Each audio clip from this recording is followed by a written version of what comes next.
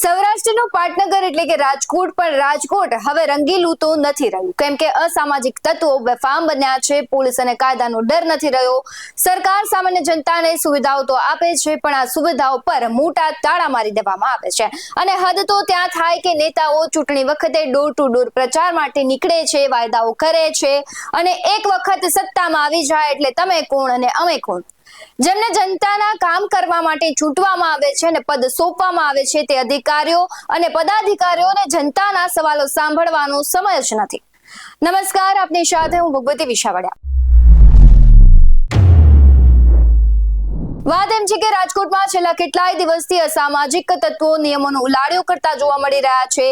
આજે જ એક વિડીયો સામે આવ્યો જે રાજકોટના ગુરુપ્રસાદ ચોકનો છે. વાહન અથડાવા જેવી સામાન્ય બાબતમાં વાહન ચાલક દ્વારા દાદાગીરી કરવામાં આવે છે અને યુવકને માર મારવામાં આવે છે. સમગ્ર ઘટનાના વિડીયોમાં દેખાઈ રહ્યું છે કે વાહન ચાલક છે તે રસ્તા વચ્ચે વેન ઉભી રાખે છે અને આ વાહનમાં બાળકો બેસેલા જોવા મળી રહ્યા છે. અને રસ્તા વચ્ચે વાહન રાખતા ટ્રાફિક સર્જાય છે. વેનમાં બેસેલા બાળકોને કઈ થાય તો જવાબદારી કોણ લેશે? તંત્ર લેશે, પોલીસ લેશે કે પછી વેનવાળો લેશે? તે એક પ્રશ્ન છે. બેફામ બનતી ઘટનાઓ પર રોકની જરૂર છે, પણ આ રોક લગાવે કોણ? તે સૌથી મોટો પ્રશ્ન છે. ધારાસભ્યો જવાબદારીથી ભાગે છે, પોલીસ પહોંચે ત્યાં બધું પૂરું થઈ જાય અને જાડી ચામડીના અધિકારીઓને તો ફોન ઉપાડવાના સમય જ નથી અને તે ફોન ઉપાડવા રાજી પણ નથી. તેમનું કહેવું છે કે 1 થી 4 વચ્ચે અમને ફોન ન કરવો. આ એક જગ્યા નથી જ્યાં આવી ઘટનાઓ બને, પણ રાજકોટના કોઈ પણ ખૂણે તમે જાઓ ત્યાં પ્રશ્નો સેમ જ છે. મહિલાઓની વાત કરો તો ભાનુબેન બાબરિયા ધારાસભ્ય તરીકે રાજકોટમાંથી જ ચૂંટાય છે અને તે કેબિનેટ મંત્રી બને છે. પણ બેન હવે ભૂલી ગયા લાગે કે તેમને રાજકોટના લોકો માટે પણ કામ કરવાનું છે. રાજકોટવાસીઓના પ્રશ્નો સાંભળવાના છે. રાજકોટની સ્થિતિ પર ધ્યાન આપવાનું છે. શું બેન એટલો પણ સમય નથી કે તમે શનિ રવિમાં રાજકોટ ન આવી શકો, રાજકોટવાસીઓની સમસ્યા ન સાંભળી શકો?